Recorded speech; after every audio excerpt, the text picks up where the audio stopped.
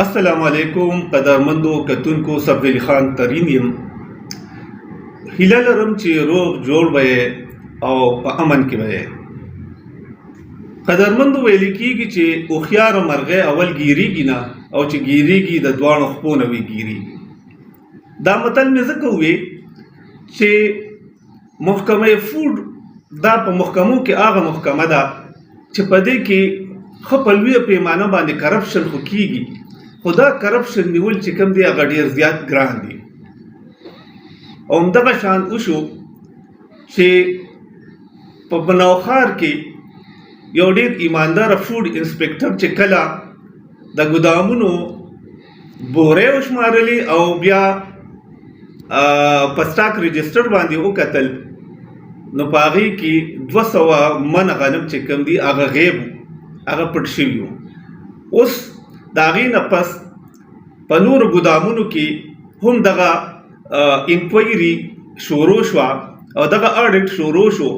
تاسو به حیران یې چې په بنو او سوات کې 1000 میټرک ټن یعنی 25,000 بورې 25,000 من غنم چې کوم دي هغه پټ شوي دي، هغه غیب دي.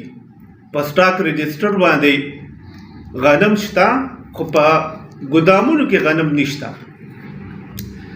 دغه شان دا خبر چې راغی نو په محکمه فوډ کې یو قسم له افراتفري جوړه شوه او کوم چې د محکمه فوډ خیبر پښتونخوا ډایرکټر جنرال دی هغه دا حکم ورکړ چې د ټولو ګدامونو دی ویټ ریلیز آډټ وشي چې پته ولګي موږ ته چې په کوم ګدام کې په سټاک رجسټر باندې څومره غنم پراته دي او اصل کې په ګدامونو کې څومره غنم دي.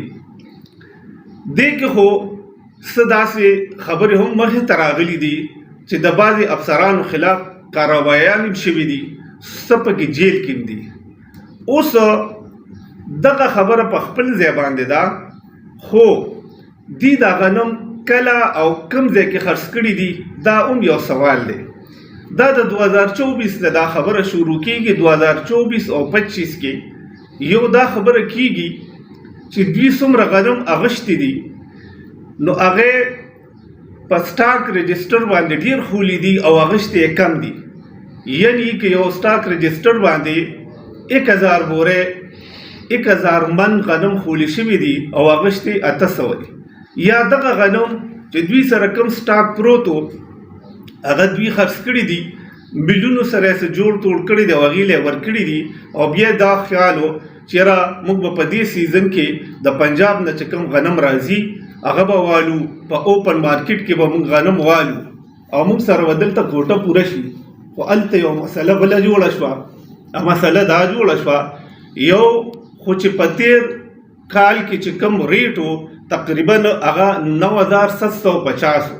اوس چې حکومت کوم ریټ مقرر کړی دی هغه د هغې نه 1000 روپۍ کم دی، 8750 مقرر کړی دی. نو زمیندار دغه اړخ ته په دې باندې خفه شو او هغې په اوپن مارکیټ کې چې کوم زمینداران دي هغې غنم ځان سره کېښودو چې یاره موږ یې نه خرڅو. دویمه خبره دا ده چې د پنجاب نه کوم غنم موږ ته راتلل هغه غنم چې کوم دي هلته پې پنجاب حکومت پابندي ولګوله، هغه ځای نه اوړه راځي نه د غنم راځي. دغه یو مسله جوړ شوه. خیبر پښتونخوا حکومت تر اوسه پورې خپله کوټه نه ده پوره کړې، غنم یې نه دي اغوښتي.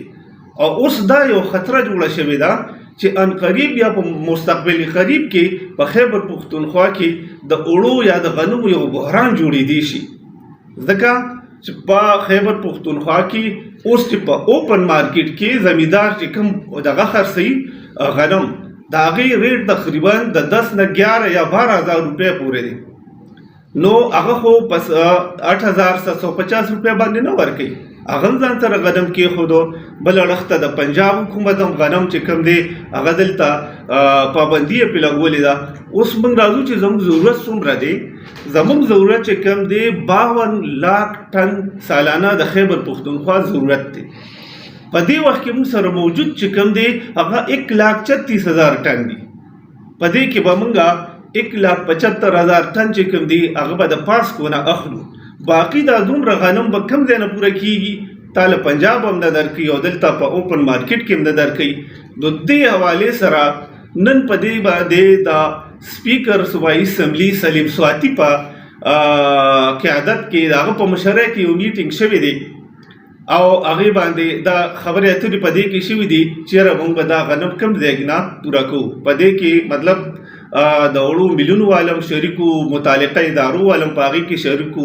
تېره ورځ گورنر پښتونخوا فیصل کریم کونډي وزیر اعلی صاحب ته دا یو مشوره ورکړې وه که چېرې پنجاب موږ له وړه او غنم نه راکوي نو پکار ده چې موږ د سند نه غنم او وړو راوغواړو یا غنم راوغواړو، خو هغې دپاره ضروري ده چې هغه غنم به موږ ته د پنجاب په لاره راځي. نو د پنجاب نه اجازت اخیستل غواړي، راهداري چې هغوی ورکړي نو هغه به غنم دلته راځي. که چېرې پنجاب هم دوی له راهداري ورکړي نو تاسو ووایئ چې د سند نه کوم غنم دلته راځي او په دې دونه لوی سفر او دونه لوی فیصله پرې کوي او دلته رارسي نو د هغې ریټ چې کوم دی هغه به هم د 11 نه 12,000 روپۍ پی 100 کیلو ریټ به هغه ځای ته رسي. دا ریټ چې زه تاسو ته کوم وایم دا د 100 کیلو ریټ دی، یعنی 100 کیلو د غنمو ریټ چې کوم دی هغه حکومت 8,750 مقرر کړی چې پروس کال 9,750. نو موږ ته هغه غنم ډېر زیات ګران پروت دي. اوس په دې منظرنامه کې په دې حالاتو کې صوبایي حکومت له څه پکار دي؟ یو خو دا پکار ده چې یاره دا څومره ګدامونه دي د دې پورا کمپلیټ آډټ پکار دی. کم خلک چې په دې غلا کې انوالو دي چې د هغوی صحیح احتساب وشي، د هغوی خلاف مقدمات درج شي او که څوک په دې کې جرمدار وي چې هغوی ته د سزا ملو شي. دویم دوی له پکار دی چې د پنجاب حکومت سره په دې باندې کینی او خبرې اترې وکړي چې یاره پنجاب دوی له غنم ورکړي نو دا به موږ ته لږ په ارزان ریټ باندې ملو شي.